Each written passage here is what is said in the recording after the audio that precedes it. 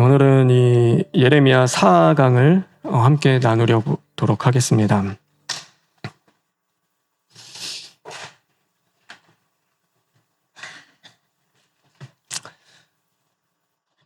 오늘은 이 30장부터 52장의 내용과 또 신약과의 관계를 살펴보려고 하는데요.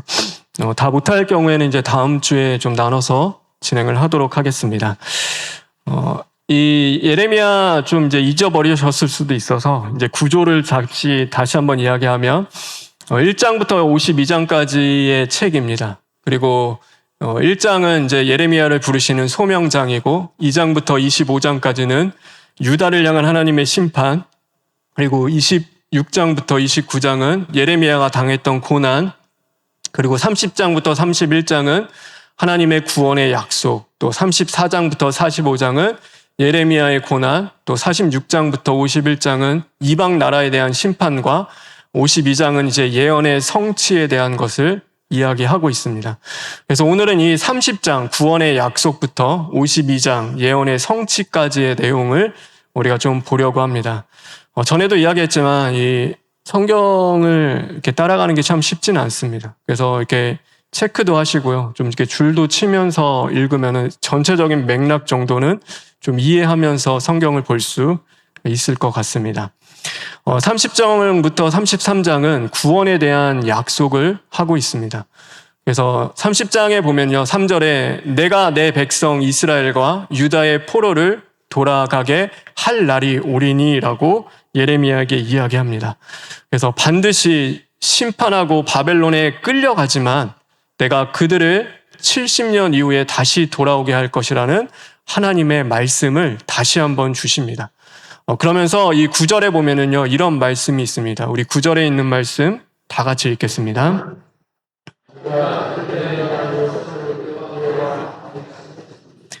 내가 그들을 위하여 그들의 왕 다윗을 이렇게 섬기리라. 이제 섬길 왕을 세우겠다라고 이야기하시는데요. 이게 계속 맥락이 이어집니다. 이 다윗은 진짜 다윗이 살아 돌아오는 게 아니라 이 다윗의 그 줄기에서 나실 예수 그리스도를 이렇게 이야기합니다.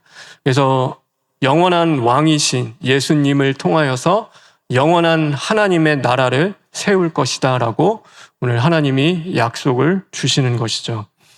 그러면서 이제 31장에는요, 새 언약을 주십니다. 오늘 우리가 읽었던 말씀이죠.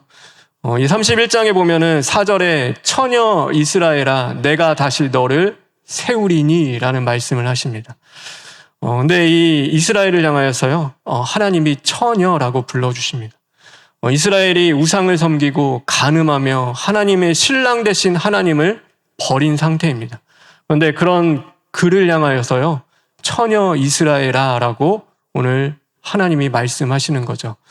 그러면서 그때에는 처녀는 춤추며 즐거워하겠고 기쁨을 얻게 할 것이다 라고 말씀하고 있는 것입니다. 하나님을 버리고 떠나고 우상을 섬김으로 간음한 이 여인 이스라엘이 어떻게 다시 처녀가 될 수 있는가라고 했을 때요, 성경에는 두 가지 중요한 게 있습니다. 그것이 바로 순결과 정결입니다. 하나님은 우리에게 순결하라라고 말씀하시면서 또 한편으로는 정결이라는 것을 주십니다. 순결은요, 아예 처음부터 그 거룩함을 지켜나가는 것입니다. 그것을 순결이라고 합니다. 그런데 실패했어요. 무너졌어요. 이 순결을 지키지 못했을 때 하나님이 그럼 버리시는가? 하나님은요, 우리를 다시금 고치시고 새롭게 하실 능력이 있으신 거죠. 그래서 뭘 하냐면 정결케 하십니다. 주의 보혈로 우리를 씻기시고 다시금 새롭게 하시면서 그 죄에서 우리를 건지시고 구원해 주시는 거죠. 그래서요, 우리가 순결을 지키지 못했다라고 해서 실망하고 낙심하는 것이 아니라 하나님 앞에 회개하며 주의 보혈로 씻음을 받고 정결해지는 삶으로 우리가 들어가는 것입니다. 그래서 우리의 삶에는요, 실망과 낙심이 아닌 오늘도 주 안에서 우리를 구원하시는 하나님의 은혜를 바라보며 우리가 이 순결과 정결을 지켜나가는 것이죠. 그래서 하나님이 처녀 이스라엘아라고 다시금 불러 주실 수 있는 것입니다. 그러면서 하나님은 뭘 말씀하시냐면 33절에 보면은 나의 법을 그들의 속에 두며 그들은 내 백성이 될 것이라 여호와의 말씀이니라. 그래서 하나님께서 오늘 나눴던 말씀과 같이요, 내가 이룰 것이다. 내가 너희의 속에 이제는 돌에 새긴 법이 아닌 성령의 법을 그 너희 안에 주겠다라고 하면서요, 이 우리를 새롭게 새 언약으로 주님이 초대하고 계시는 것입니다. 그때 이제 32장에 넘어와서는요, 그러면서 하나님이 밭을 사라라고 합니다. 이 예레미야가요, 하도 바벨론에게 항복하라는 말 전하니까요, 왕이 감옥에 그냥 가다 버렸어요. 시대 뜰 감옥 안에 가뒀는데 하나님이 찾아오시더니 아나돗의 밭을 사라, 사촌의 밭을 갑자기 뜬금없이 사라는 거예요. 나라는 다 망하게 생겼고 지금 나라가 아예 없어지게 생겼는데 밭을 사는 게 무슨 의미가 있냐. 하나님이 그렇게 하는 거죠. 너는 베냐민 땅 아나돗에 있는 나의 밭을 사라. 얼마나 돈이 아까운 행위예요. 이제는 나라가 없어지게 생겼는데 그 밭을 지금 사서 하나님 뭐 합니까? 근데 왜 그렇게 하시냐면요, 그것은 이제 상징입니다. 밭을 은으로 사고 내가 그들의 포로를 돌아오게 함이리니. 그래서 그것을 증인을 세우면서 밭을 사라고 합니다. 그래서 내가 반드시 포로 가운데 돌아올 것이라는 이 은혜의 말씀, 또 이 구원의 약속을 이 32장에도 주시는 것이죠. 그리고 33장에는요, 우리가 너무나 잘 알고 있는 말씀인데요, 우리 2절과 3절에 있는 말씀 다 같이 한번 읽겠습니다.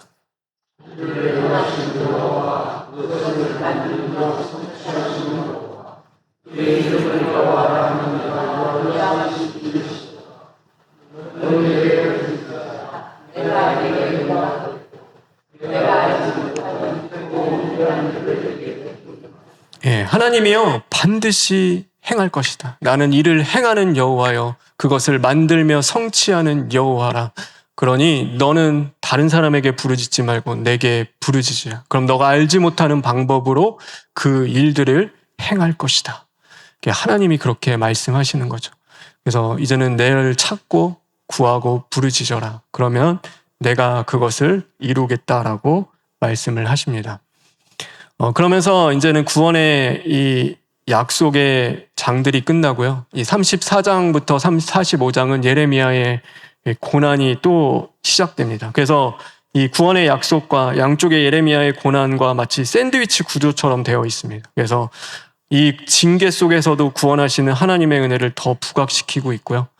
그래서 이 34장과 35장은 그 고난에 대한 것들을 이야기합니다. 이 35장에 보면요, 레갑 사람들이라는 사람들이 나옵니다. 그래서 레갑 사람들은 어떤 사람들인가라고 하면요, 우리 14절에 있는 말씀인데 우리 다 같이 한번 읽겠습니다.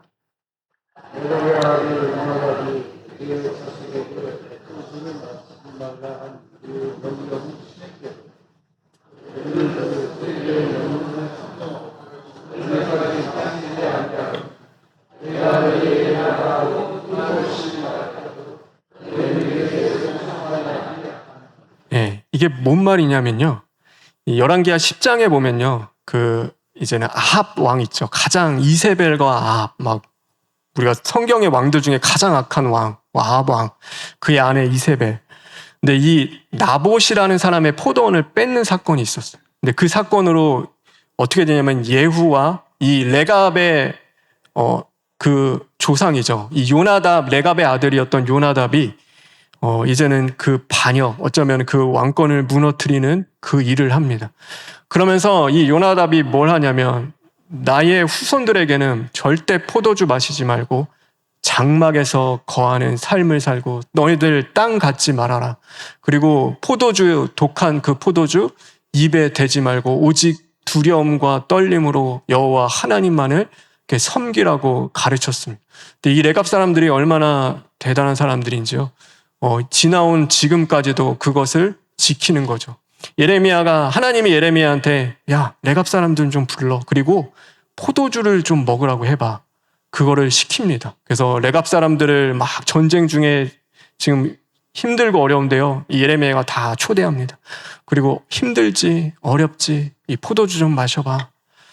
그랬더니요, 이 레갑 사람들이요, 그것을 입에 대지 않고 우리는 그 조상 때부터 하나님의 말씀과 같이 이 명령을 지켜왔다라고 하면서요, 그것을 어기지 않는 것입니다. 근데 하나님이 왜 그렇게 하셨냐면은 그 선조의 명령도 순종하며 오늘까지 마시지 않은데 너희들은 하나님의 말씀을 어기며 내가 한 말을 순종하지 않는다라고 하면서요, 하나님이 그렇게 비유하시며 말씀을 하시는 것이죠. 그래서 그 이후에요, 레갑의 아들 요나답에게 내 앞에 설 사람의 영원히 끊어지지 아니하리라 하시니라. 하나님이요, 그 레갑의 후손들을 영원히 지켜주시겠다라고 그 14절에 하나님이 약속을 하시는 것입니다. 사람의 말도 너희들이 지금까지 지켜오는데 너희를 구원하시는 하나님의 말씀을 너희들이 버리고 지키지 않는다라고 하는 것이죠. 그래서 이제 이 36장에는요, 이제 하나님의 말씀을 무시합니다. 이 예레미야가 이 바룩이라는 서기관을 통하여서요, 이 예레미야서를 기록을 합니다. 그리고 그것을 이스라엘 백성들에게 낭독할 때 이스라엘 백성들이 마음에 찔림이 있고 뜨거움이 와서 이제는 왕에게 그 편지, 서신을, 이 책을 갖고 갑니다. 근데 왕이 어떻게 했냐면 이 말씀을 낭독할 때 이렇게 하나님의 말씀을 대합니다. 우리 23절에 있는 말씀 다 같이 읽겠습니다.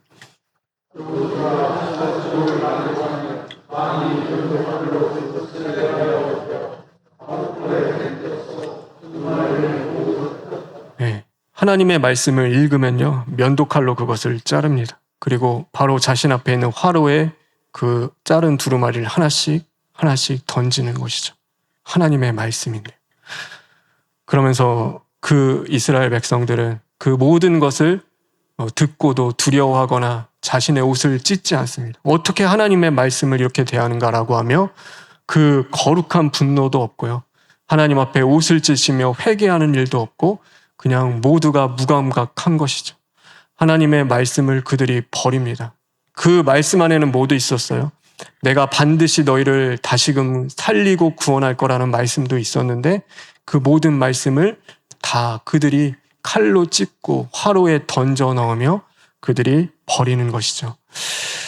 그럼에도 이 예레미야는요, 하나님 앞에 부르짖고 기도하며 바벨론에게 항복하라는 말씀을 끊임없이 전합니다. 그런데 이제 그 바벨론이 침공을 해온 거예요. 시드기야 왕 때.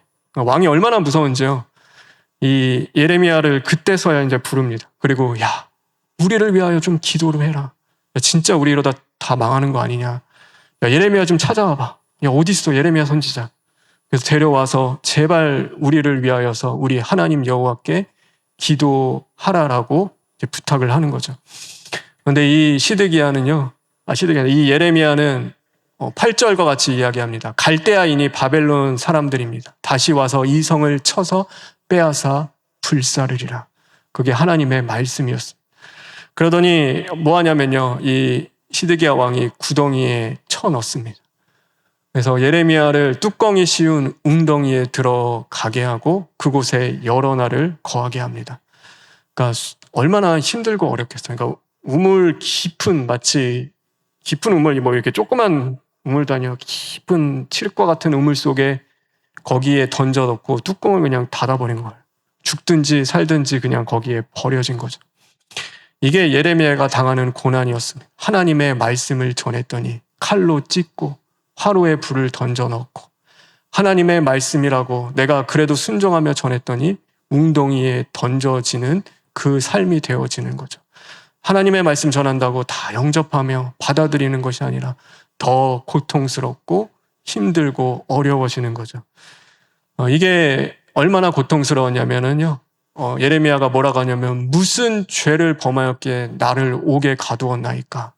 도대체 내가 뭘 잘못했길래 지금 이 구덩이 속에 나를 넣었습니까? 그러면서 이 예레미야가 이렇게 이야기합니다. 우리 20절에 있는 말씀 다 같이 읽겠습니다.